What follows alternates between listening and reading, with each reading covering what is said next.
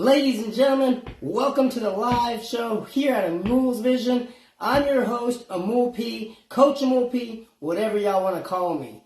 I am here to share the good news that we have a brand new co-host, Richard Cross, who's going to be on here each and every week with us.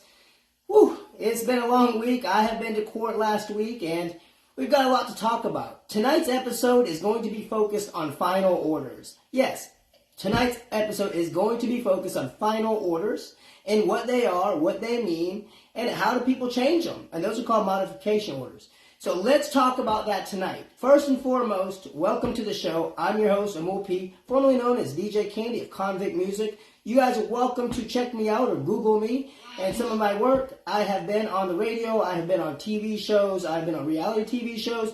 I have been traveled the world with some of the biggest celebrities in the game. I myself personally got involved in family court in a dispute, became a high conflict custody battle, and this led me to the Father's Rights Movement, where I hosted a show for over a year, and we began Amuls Vision, or Amuls Vision, whatever you want to call it, and this page is dedicated to the fathers, the mothers, the parents, the grandparents, everybody that wants to get involved to see change. This is about the children. It's not about us. I'm not here to play victim. I don't want any of the other parents that come on the show to play victim. I know that we are collateral damage, and some of the things that we go through, it feels like we are victimized, and maybe we are somewhat victimized. But the truth of the matter is, Amul's Vision is based on children's rights and advocating for understanding of parental alienation. However, we also want to bring you the latest in the news, the gossip, and what's going on in the community with fellow advocates, with other shows and programs. We want to give you resources so that way you can become the best version of you. I'm Coach Amul P. That is my nickname, Coach. You guys can call me Coach. You guys can call me Amul. I'm here to support you guys. So whether it's eating healthy, whether it's understanding the process, whether it's finding a lawyer in your city, whatever it is, we have an inbox and it's open 24 hours and we'd love to talk to you. If you're having a bad night, you guys can reach out to us. Or you guys can reach out to the Father's Rights Movement, and they have an emotional support line. They'll be willing and glad to help you and talk to you about your situation and what you're going through. You, my friend, are not alone. So before we get the program started tonight, I'm going to give some of the viewers a little bit of time to join us and to come in the room and get acquainted. And if you need some popcorn or something to drink, you've got a few minutes to go get it. While we're going to bring Richard Cross in about 6 minutes. Until then, I have to go over some legal disclaimers, right? So let me hit some on that, right?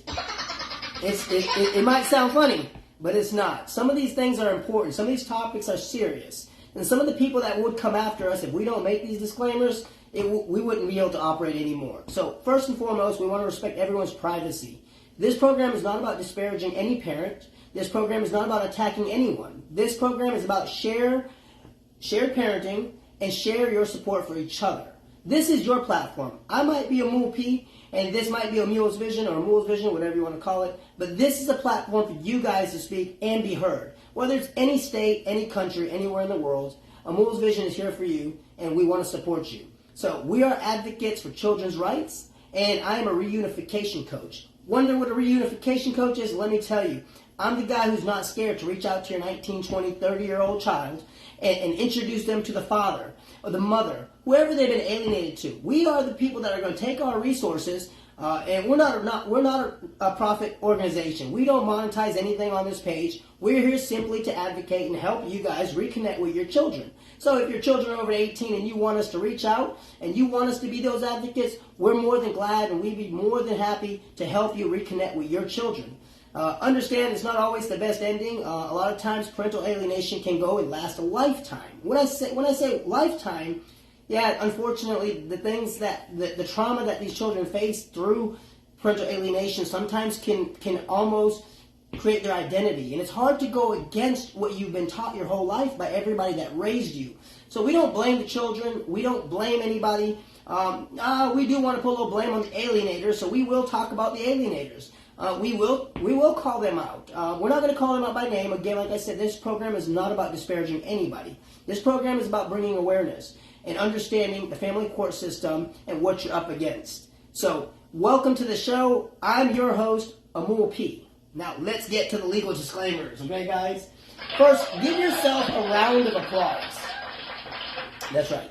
First and foremost, give yourself a round of applause. You are here with us by choice, and we appreciate your time and your support, especially Josh down there. I see you. Throughout the show, we're going to have some people moderate and talk, and you guys can ask questions, and there's great people that are very knowledgeable, like Josh himself over there at TFRM. They'll be more than glad to answer some of your questions and talk to you guys throughout the evening. If you're going to watch this later, if you joined us late, that's okay. This program will be posted on this page, and you guys can watch it on your own convenience at the time that's best for you. So, welcome to Amuls Vision, and this is the live show, Season 1, Episode 1, co-hosted by Richard Cross. We're going to bring him in just a minute, but thank you guys so much for joining us. I'm Amul P. And I'm going to get kind of excited tonight, so y'all know I'm going to be drinking a lot of water. So again, I'm going to go over some legal disclaimers. This is just something that we'll have to do. I'm not a medical professional. I am not a doctor or psychologist, so I cannot diagnose, I cannot treat, and we cannot give out any medical advice. It's just not, it's not okay. If you have a health concern or you are concerned about your own health or your safety or the well-being of your children, I would reach out to the appropriate departments and the agencies, whether it be the police or Department of Social Services or whoever that may be. We cannot do that for you. So just understand we're not medical doctors and I can't give you that advice. I'm here to support you, and I'm here to support your psychological well-being, your physical well-being, your emotional well-being. I am that coach. I am a family and life coach, and I'm here to support you guys. So next, let's talk about the next thing, legal. We're going to talk about a lot of stuff that's legal. It's borderline legal stuff. So again, I'm not a barred attorney. I do practice some paralegal work for some attorneys in South Carolina, and I do some work for nonprofits and advocating for parental rights. But again, I am not a barred attorney. Guys, understand, I cannot give y'all legal advice. I cannot give y'all legal opinion. So if you hear something on this show, it is that express view of myself, Amul P, or it may be of Richard Cross. But nothing that we say tonight can be taken for legal advice. We're good on this? And one more thing. At the end of the night, we always pray. This is a faith-based program. I want you guys to have hope and faith and keep that strong and next to you. The road is not short, and it is long and it is windy. So I instill faith in people, and I want you guys to know that I live by faith. So Jesus Christ is my Savior. I am a worshiper of God. And whoever you may be, whoever your deity is, we respect that fully here at Amuls Vision. So whether you're Buddha, Islam, or whatever, we support you, and we have nothing against it. I'm just a Christian myself. But again, Richard Cross is getting ready to come on. Let me see if we're almost there. 9, 10? Yeah, we're going to bring Richard on in just a second. So you guys get ready for a fun-packed, informational, full of love hour of final order talking tonight. We're talking about the final order. So welcome to Amuls Vision, whatever you want to call it. And this right here, I'm going to tell you what, it's a party for me and it's a party for you guys. This is where we celebrate each other and our love for our children. So you're going to hear some music sometimes, right? Y'all might see me dancing. Y'all might see me get live. That's because I love you guys. And I'm here to lift you guys up. I don't want you guys to be put down. Y'all have to get rid of the negative energy in your life and the negative people. And we'll talk about that more with Richard. So let me bring Richard on, right? So let's bring Richard on. Give me just a minute, guys, all right? I'm so glad y'all are here with us. Okay. Now the screen is going to be changing. My head's going to look big, and it's going to go... But we're going to bring Richard on, okay? So give me just a minute, and Richard is going to be coming on with us. So let me make sure he's coming on. Hold on, guys. Okay. So Richard is coming on with us. Oh, wow.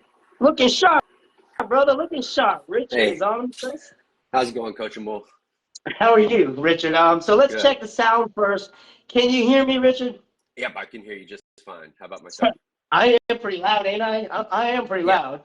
Just a little bit. No, I'm just kidding. Richard, I'd love for you to give your introduction. You're going to be co-hosting this week and every single Wednesday night. And we had talked about this earlier. You will be taking over your own show, your own evening. And I would love for the viewers that are joining us tonight.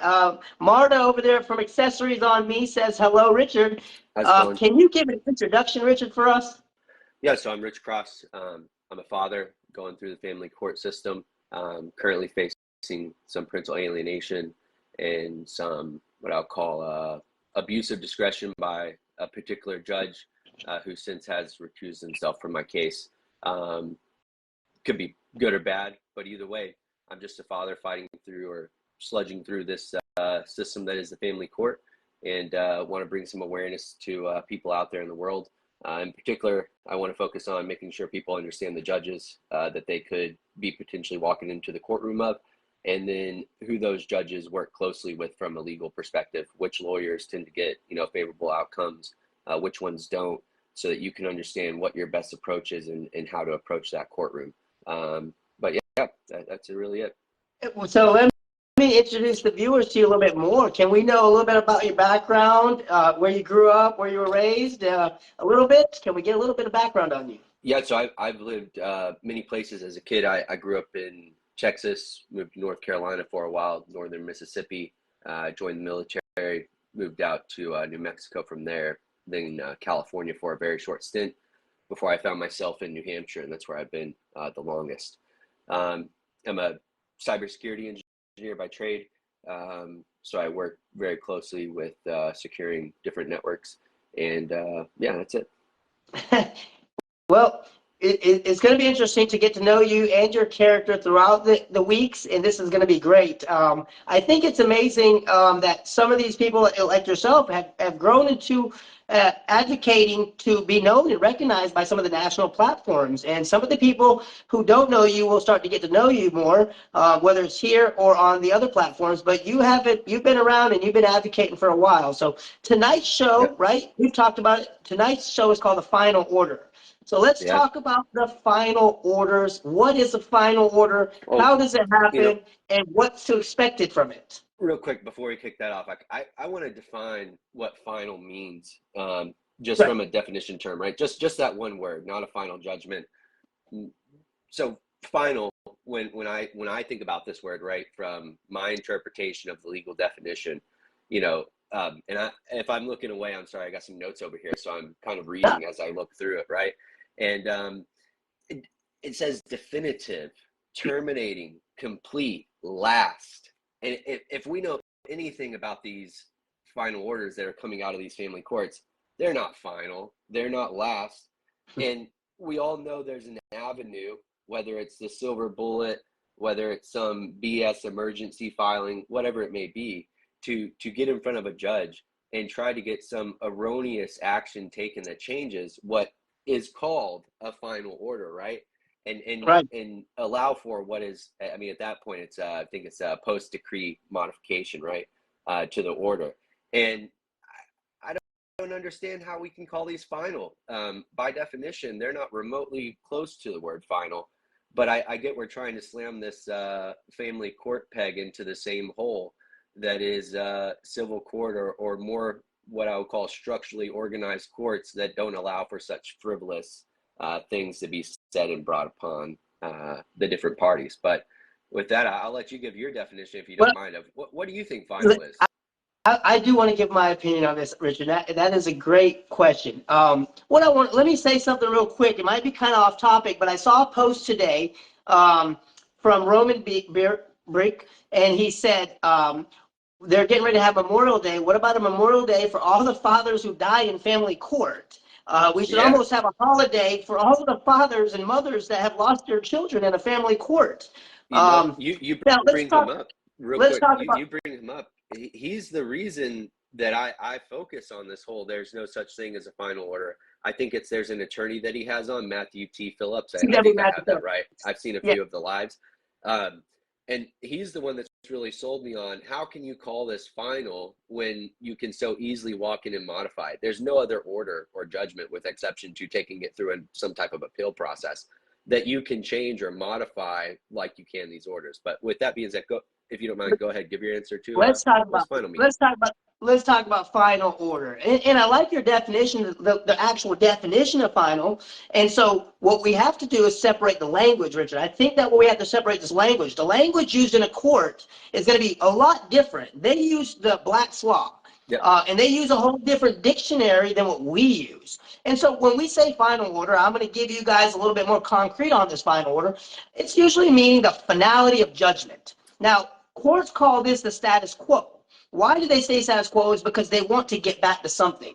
So when we go to a temporary hearing that is usually based on affidavits, just statements that are written by people, and we know they don't prosecute perjury in family court, so they'll write and say whatever to get that temporary order.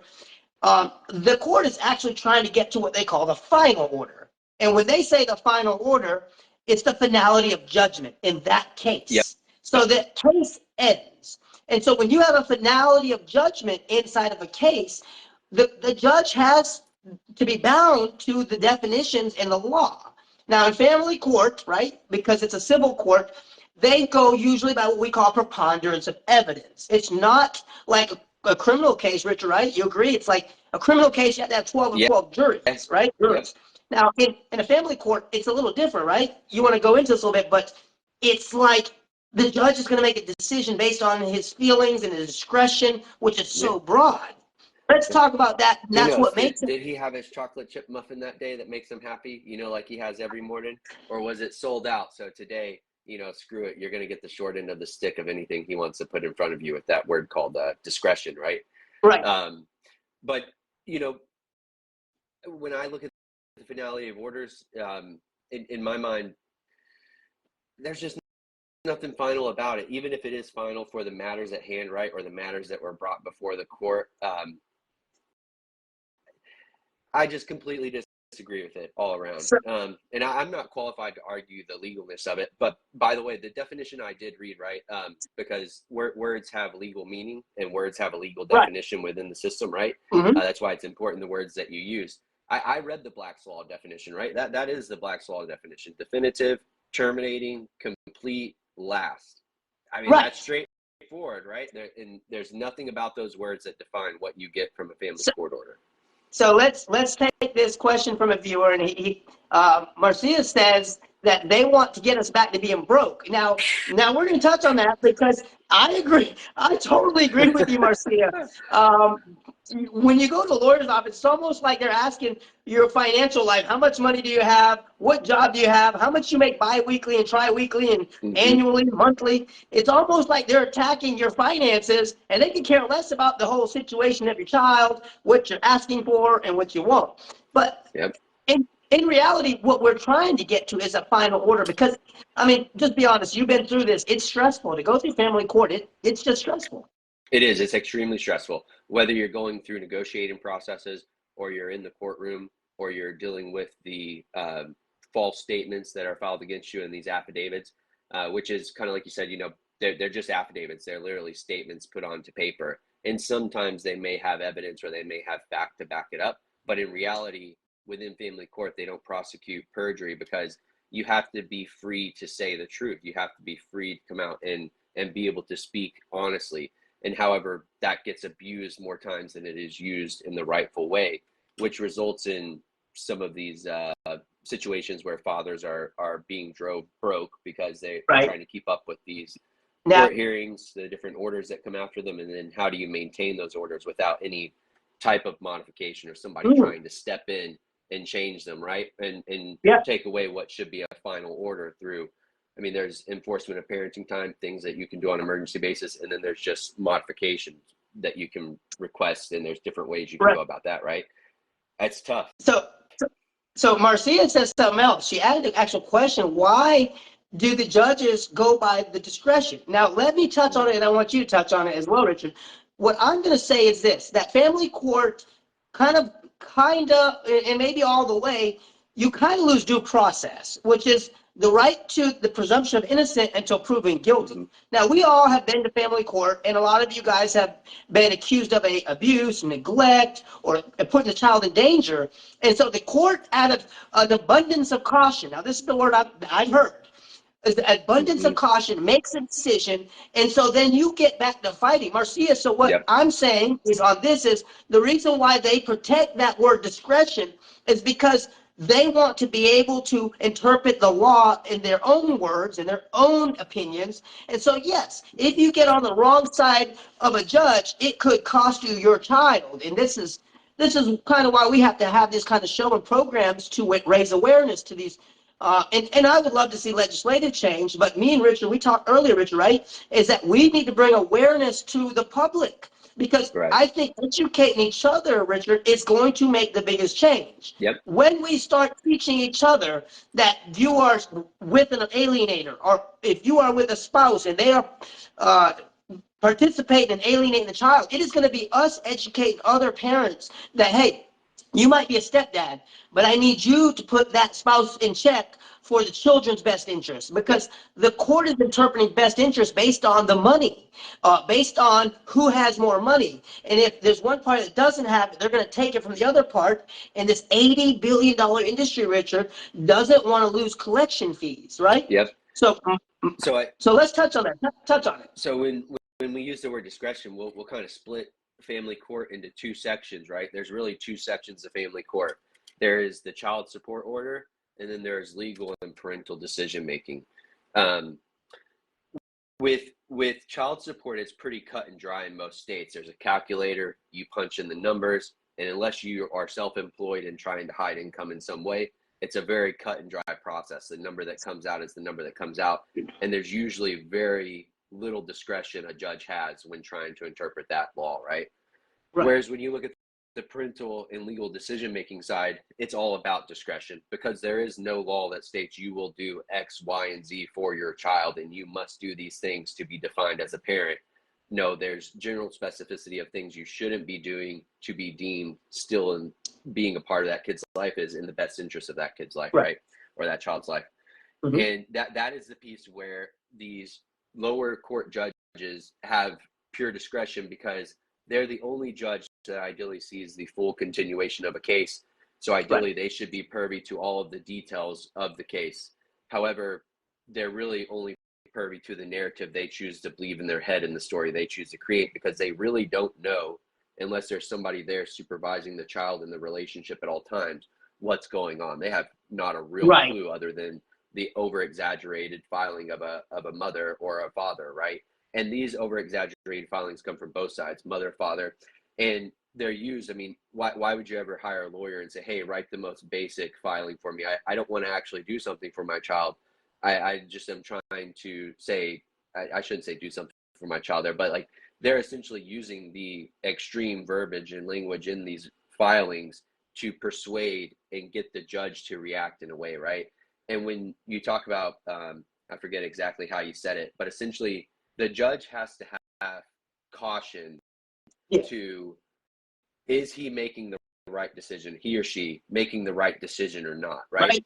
So like in my situation, emergency temporary order was filed, and the judge had to make a decision. Is keeping this child from going on summer visitation safer than if I let her go and something happens? And if you look at it from the judge's perspective in that instance, if he lets the kid go and something happens to that child, he will not get out of that. I mean, it's going to be pretty detrimental to his career. Whereas if he takes my rights and I just get on here and I start conversating with him, and I find people who want to listen to my story, it more than likely is going to cause little change for him, right? So I'm less of a risk than him sending a child and a child being affected. And then absolute discretion is because they are the judge that is supposed to have the most knowledge and insight to your case, the evidence and everything going on. So they should be the most suited within the system to make that decision. But having a sole individual do that who can be persuaded, and not only be persuaded, have relationship with the individuals who represent the parties in the courtroom, man, that's an uphill battle. I'll tell you what, there's relationships there that you have to beat. So let's talk about that. So what we're really talking about, the question, is it failed due process or discretion when it comes to Marcia saying that the judge failed to enter accept evidence. Now, let me touch on that, Richard, on the legal side of that a little bit. This is my personal opinion. It's not legal advice. But look, so when you have text messages and you have filled your phone up and you can't get memory to take pictures of your kids because text messages you're saving and you think they're going to be used, listen, 99% of the time, the judge is not going to accept text messages because they can be changed. He's not going to read them all either. He's just not going to read them. In order to get that full context, you got to go through messages from top to bottom. And if you're not going to do that, it's no good. And then secondly, saving it is a hassle. You got to pay for something to back up your phone. You got to export that data often, or so you lose it and you don't have it. Let's talk about this. When it comes to the final order, right? To get a modification, what you'll have to prove is a significant change of Yep. circumstances. And what is a significant change of circumstances? That is up to the judge, and that's why the word discretion is used.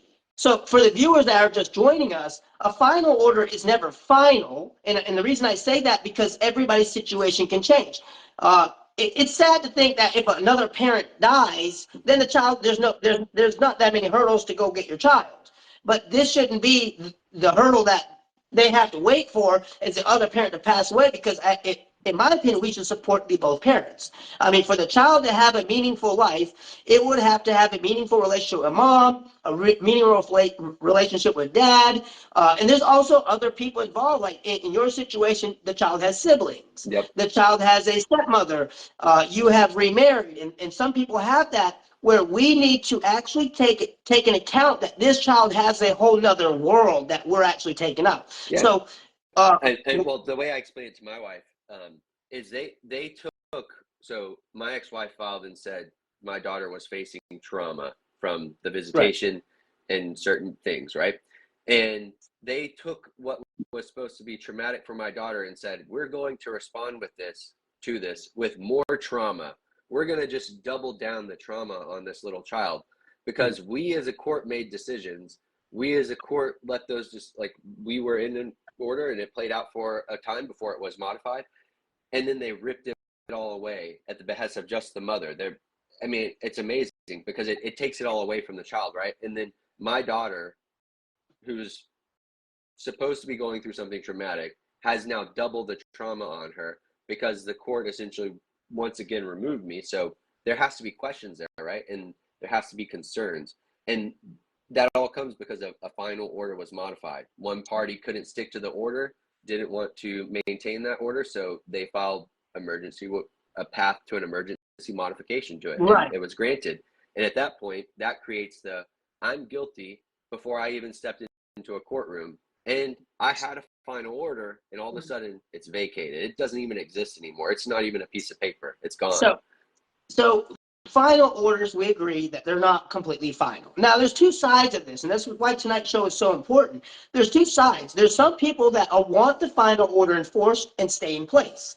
Now, there's another side that said, hey, this wasn't fair.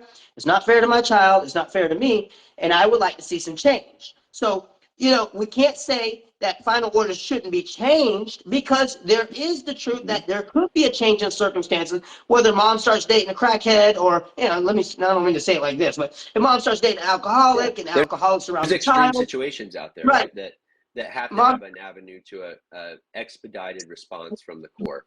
Yeah, we can't take that completely out, because then we would actually hurt ourselves when we do need the modification. So I'm not going to say it's a bad thing, but what I'm going to say is that we should have final orders that works in the best interest of the child. Now, the courts use this word so widely, and anybody that's been in the family court can almost argue that the entire case, or the ruling in their case, the final order, was not in the best interest. Now, let me finish this one, Richard. Ready?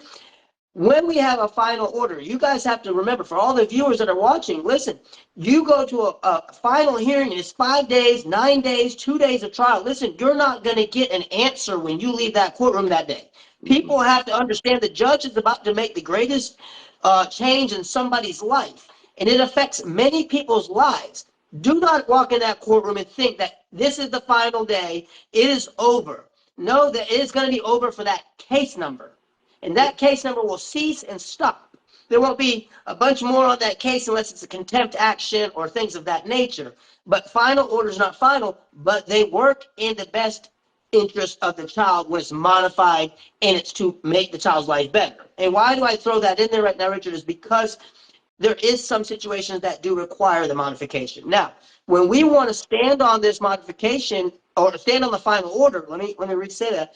To stand on the final order, you have to prove that there has not been a material change or a significant circumstantial change, meaning the parent didn't move 3 times, the parent didn't change jobs 4 times.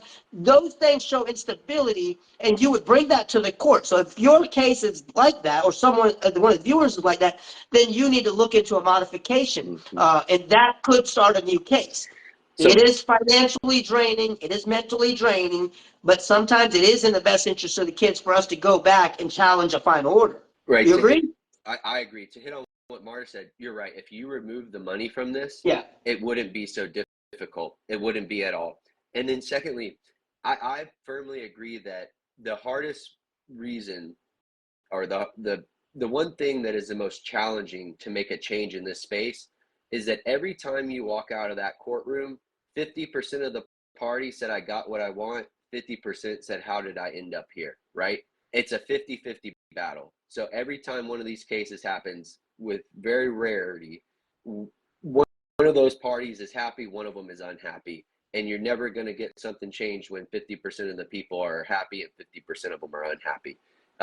Not without really making a lot of noise and bringing a lot of spotlight to the individuals who are abusing the discretion, the judges in particular, and then the lawyers that are essentially playing upon these judges. What's the word I'm looking for here? Kind of their need to play hero, their need to be essentially like a Superman syndrome, right? And these lawyers know how to pump them up and play into it and get the reaction that they want from them. But I agree. These orders are final for some people and they want them to be enforced. From my perspective, I want them to be looked at as a contract.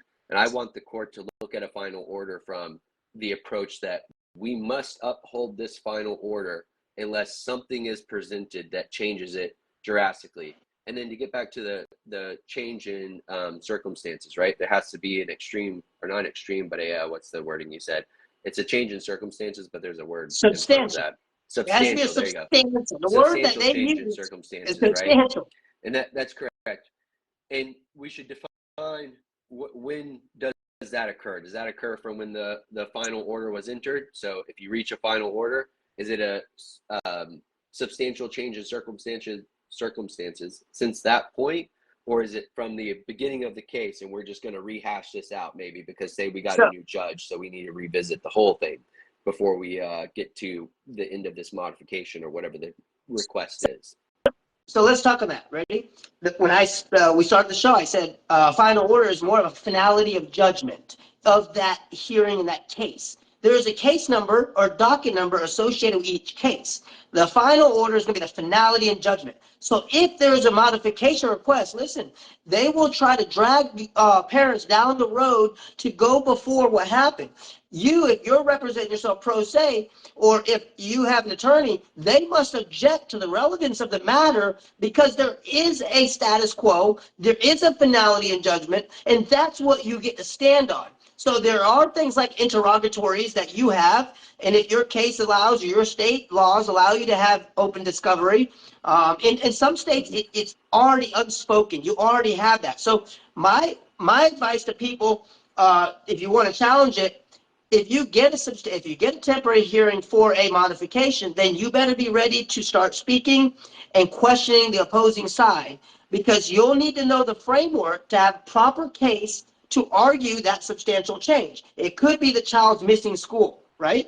It could be that the child is being abused. It could be the child's being neglected. Now, this is the weirdest thing and the wildest thing I can say on this show tonight, is that usually it's the alienator or the abuser or the one who neglects who's always blowing the whistle to these departments and these courts.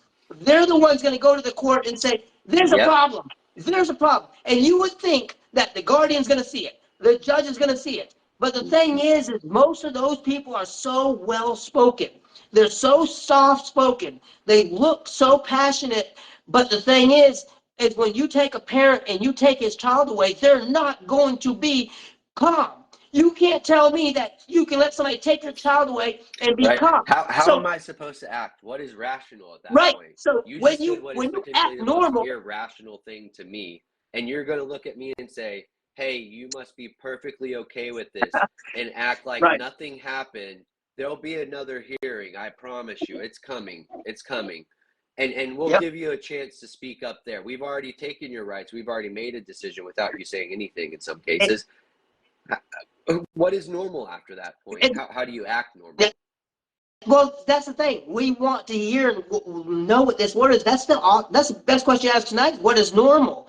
Because when someone's taking your child, they want you to act like a mind, a little dude that does like Yeah, this. He's stuck in a right. box. He doesn't even speak, right? Yep. They want you to act like this guy that cannot have emotions. Yep. So you go to your guardian and you show that emotions or the panic that's really inside your body. This is going to make you lose. So my advice to people that are watching tonight, listen, if it's not in the right mind frame, if you're upset, if you haven't eaten and you haven't slept, this is not the time to talk to the guardian. This is not the Mm-hmm. time to talk to the attorney. This is not the time to bombard the other party with a bunch of requests, because you got to let yourself cool down and give yourself a cooling period, because to them normal is somebody who's compliant. Yep. The word compliant, Compliant. I'm going to say compliant. Yep. Normal in family court to them is compliant. Normal to a hardworking American individual or a hard loving parent is emotional, is upset because you are attacking the thing that they love the most. They're willing to give their life for these children. And when you rip that out their hands, they're not going to be normal. And they have every reason not to be. But Richard, let me throw this in here real quick. If you act like that, they're going to ask for psych evals. They're going to make you pay for these doctors. Yep. And I read something that said there's two things in common with a psychologist, doctor, and a lawyer. They prey on our children's issues to come in there and play hero, but truly they Correct. create a victim. The court creates a victim, and the court plays hero. And then you have all of the actors getting paid, whether it's a guardian, a custody evaluator, even the DSS that gets paid by the state, the child support enforcement. We can Well, go it's a down whole the list, system. It's but the job creation. I mean, is it's job creation. At the end of the day, that's what it is. it's You an have more $80 billion cases. industry. You get more judges. You get more judicial assistants. You get more clerks.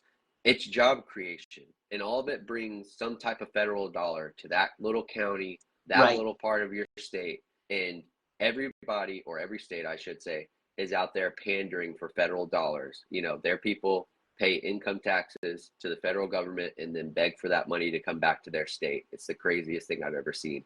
But that's what that is, right? You're creating jobs and you're creating a pandering system from where states have to beg for the money that their own people paid into the federal government back, right? And it's kind of funny to see it all, but these people do have a syndrome of creating victims and then saying, I'm going to save that person. Let me save that person from the trauma in which I just pushed upon them and cast upon them. And let me do it while I also disparage the party for standing up and trying to say, hey, this is wrong. You're not doing your job right. You're accepting multiple false statements that have no validation other than, say, maybe another family member standing there, right? I mean, I traumatized my child, but there wasn't a single doctor's note to do it. There wasn't a single counselor note. They're still not. They still haven't called one today, even though she's been seeing a counselor and such. They don't add any of this. It's just the mother's statement, right? And Marta said something earlier where she said, just have the kid come into the courtroom. And oh, sorry. I thought I was saying the name wrong there for a second because she had said Marta. You know what? My apologies. But Marta is accessories on me. Let me throw this in here real quick. They have accessories on me. Y'all can check them out. When we support businesses that support shared parenting, equal parenting like hers, this is how we make change. We educate, we shop within our communities, we keep our money inside our family, because there is a lawyer waiting to take their child on vacation and put them through college with your money. And it's not going to change until we educate each other, Richard, until we get together and have these podcasts and we raise our voices and say, look, we might not be able to change the law, but let's change the way we think. Let's change people's awareness to it.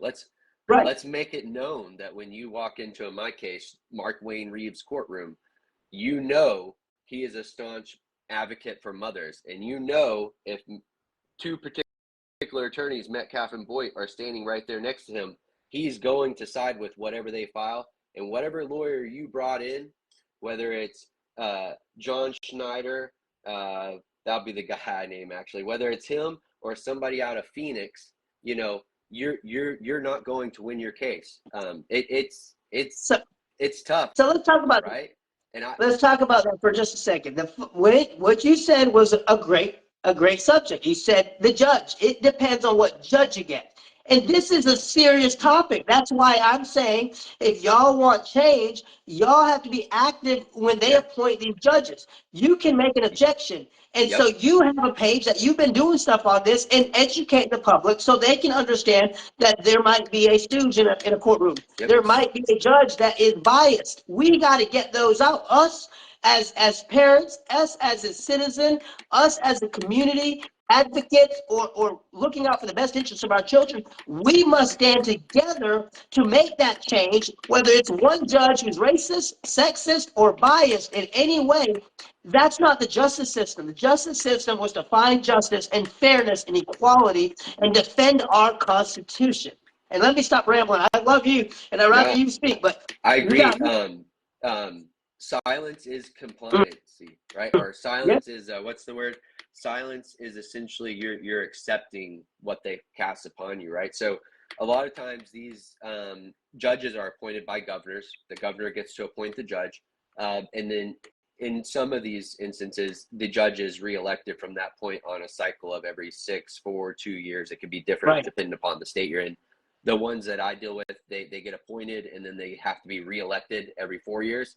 You know, I think it's very important to raise awareness that these are elected officials when they are, and to know that you have a First Amendment right to speak up and you have a right to campaign against them and you have a right to speak your truth. Don't say anything that's outside of the truth. Tell your truth if you have one, and let that be the story that gets told. Um, I, I, I personally am very much in favor of actively running campaigns against judges and making sure that you raise proper awareness through your First Amendment rights, because it is all you have once the court system has taken everything else from you. And they can give you repercussions for that. They can try to. But when they do, it shows a clear bias. It's going to show that right away that they wouldn't be able to rule unbiased on your case because they are aware of your campaigning against them. Not to say it gives them reason to recuse themselves or separate themselves from your case. It could, by all means, keep prosecuting your case and choose to stay there until you find a method of appeal or some other avenue to have them removed.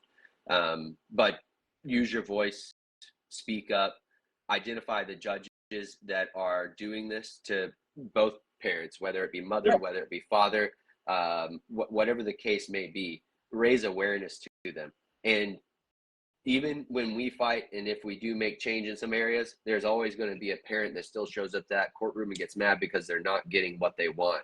And a lot of times that's going to be the parent that's asking for the most erroneous thing and putting the most erroneous claims on paper in order to get the outcome that they want, because that's how low they have to go. And I want to talk about that a little bit because tonight is a final order night and we are talking about final orders. Now, to get to the final order, Richard, there's two ways to get to it. There is a final trial or there's mediation. And a lot of times mediation doesn't work. But what I'm going to advocate tonight as Coach P, Coach MOP, I'm going to advocate you guys try to work on your mediation the best you can. If there's not a restraining order between you and the baby's mother, if there's not a clear cut, stop talking to this no contact order, or you have to go to Wizard app. Listen, this is the time for you to reach out and try to make it a little bit more civil. You still have the power. The people still have the power. When they start allowing these false allegations, which they usually do, into this courtroom, and they start putting restraining orders on, we call those silver bullets in the family law. And those silver bullets end up leading to temporary orders. And what I can say is a temporary order usually becomes a final order. And that's because of the word status quo. And they can look it up. Maybe you have the computer, you can look it up while we're talking, but status quo is what they're trying to get back to, because they're trying to say, well, what is in the best interest of the child? Yep. So if you can work on mediation, my opinion is go to mediation. If you got to go twice, it's cheaper. And if you have a good lawyer, your lawyer may even talk to the other lawyer and say, hey, listen, this is what my client wants. Here's an offer. We've got to learn to stop getting into the final trials, because that's what's expensive. That's Yep. 30,000. That's 50,000. So that's the case. In mine, I did get to what's called a Rule 69 settlement under Arizona law. I did get to that point. However, the lawyer that wrote it for me, the judge said flat out in court that he's known to write a loose agreement and pretty much insinuated that he's upset that the Rule 69 agreement got by him, Judge Reeves. He signed it, right? But he said his exact words were, "This one must have slipped by me. That John Schneider's known to write a loose agreement." Those were his exact words in the courtroom on record when Okay. I was sitting there trying to do an enforcement of parenting time. And I knew right then that the court was upset that some two lawyers negotiated an agreement. The court felt duped that they didn't know the full scope of it. And then the court signed it. And essentially at that point, then wanted to vacate it, right, at a later hearing. And I found that very interesting because it plays into the whole hero syndrome. It plays into the final orders are not final. And then it plays into you're fighting an uphill battle of there's an individual there who's been given power to sit upon that bench and cast judgment upon you through discretion, and with very, very vague law that he actually has to find findings against and put documented on paper to explain how he reached that final decision, right? Right. So let's talk about that for a second. When that judge reaches a decision and you go back to a modification hearing, let's talk about this. This is my opinion. Now, I just had 14 hours in the courtroom last week in trial as my own attorney, as a pro se litigant, and I'll tell you what I did and what will work for you guys, and this is concrete for you guys. Ready? You guys have to point out on that final order that says, hey, is this your name on this mediated agreement? Did you sign it? You have to lay a foundation down. Guys, if you're a pro se litigant, you'll need to lay a proper foundation that proves, because the judge will take judicial notice. Now, we're not going to talk about that tonight. We'll talk about another episode. But the judicial notice is the court basically saying we don't want to hear that word over and over about the final order. We've seen it. We know it exists, and this is concrete. It's a foundation. Now move forward. The court doesn't want to hear before the final order. Now, they will use it to build a character affidavit foundation, a character foundation, but you have the right to object. So if you stop and say, objection, Your Honor, what is the relevance? Because there's a final order. You don't got to say final order. You would just ask the court to take judicial notice of this final order. Now, as a litigant myself, I have seen it and I've done it last week. You'll take that final order. You'll show it to the other opposing attorney. You'll show it to the guardian ad litem. You'll show it to the witness. And then you'll ask for the judge to submit it into evidence. That now can be taken into judicial notice. That final order is final for that docket number. And if you want to protect that final order, you have just taken judicial notice. Now, if there's a clause that they say you're breaking, that's why they want the significant change. You'll need to pull that agreement out, and you'll have to open the page to page 1, 2, 3, 4, and say, hey, is this the agreement that you signed? And so you're laying the foundation down to protect the final order.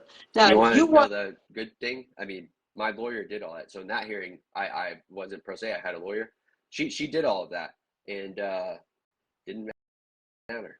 None of it. None of it and mattered, that's right? because the word And discretion. discretion, right? It is. And I wish it would have been, lay the foundation of this is where to start, because there were claims where they said I wasn't following parts of it. And Right. it's not true. My lawyer proved pretty easily that those were not even what they stated was in the order wasn't even remotely close to what was in the order. It's actually funny how they changed it. But either way, though those orders can be vacated by the court with the drop of a hat. I mean, it doesn't even take you going into a hearing. I'm pretty sure that order was vacated before I started my hearing, right? Mm-hmm. From the perspective of the judge. He didn't give two shits that order existed, mainly because he was focused on who wrote it. And I found that to be, well, very concerning, right? Because sure, it could have used some more finite detail, to say the least. You can get as detailed as possible in these orders, but there'll always be something that you could forget from a minor detail. And for somebody to just walk in and erase that final order, vacate it, right? And all of a sudden I'm left with nothing. I paid tremendous amounts of money to get to that point in lawyers, travel, and then all of a sudden it's gone and they say you're starting back at stone one. And by the way, we can't hear you for another 6 months out. Yeah. That's That's a problem. That's tough. a problem. How can we call this final? How can we call it a settlement?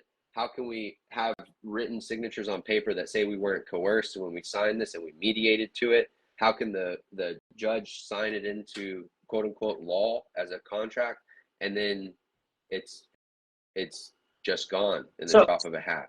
so we started the show, and we're going to say this again. Final orders are not final. Final orders are final judgments of an actual complaint. It's a finality of the complaint. It's not a finality of the case. Typically, right? in civil, it typically is, for the most part. But in family court, that is not the case. That Right, complaint is ongoing if somebody wants to walk back in and drop a new complaint. right. You know, In civil court or criminal court, you can't bring the same charges back. It's double jeopardy. You can't charge somebody with the same crime that they just went to trial for and they were found not guilty by a jury of their own peers. Now, due process is so violated that you don't have a jury of your own peers. And this, to me, is a problem, Richard. I mean, could you touch on it? Because I just feel if we threw jurors in there and they got to select some jurors, we might have some fairness, a little bit better when you you have know, 6 or 12 people opposed to one judge who's tired of seeing your face. And my so, in my best attempt to not offend the audience, I've seen my peers. I don't know if I want 12 of my peers determining this either, because in that case, I got to try to find the mother's activist or the father's activist, depending upon the case that I need to present. And to have that burden on top of just what is family court in and of its own and the rights to a child being decided by some obscure third party is probably would be more taxing on an individual than a single judge. However, I'm not a fan of a single judge. I think it should be, family court should be a panel of judges that are not associated in any way typically with each other from private life. They come from different walks of life and they have different perspectives of understanding of what a child could be going through in these moments, especially if, there's all types of scenarios with these cases too, right? You have parents living in the same town, kid wants to go to the same school. It's very easy. You have kids living around the other side of the US, right? And right. they are trying to have legal decision making on a child that they see very little through that long distance parenting plan. And I think it's got to be a panel of what should be judicial experts, right? People who can interpret the law and interpret the fact and evidence presented before them by the different parties, and then make what is truly a decision in the best interest of the child. And maybe that's what we talk about next week, best interest of a child, because I find the discretion in that understanding of the best interest of a child is different child by child. Right. My son has different best interests than my daughter, and they both have different best interests than my youngest Right. child, mainly because of age difference. And I treat them differently based upon those best interests for them at the age that they're in, and then the mental development, emotional, physical development that they're actively going through, right? How does a judge know in any way what the best interest of is for my child, right? Because it's not like the case before or the case to come after, and he knows nothing but what's put on that little piece of paper. So in reality, I would love to talk about that one in depth and understand how do you get to what the understanding of best interest of a child is. That's a good. We're getting ready to close in 5 minutes, but that's a good lead up for our next show. This is season 1, episode 1. Maybe we'll talk about the best interest of the child. I know that we have an episode coming up on alimony and divorce.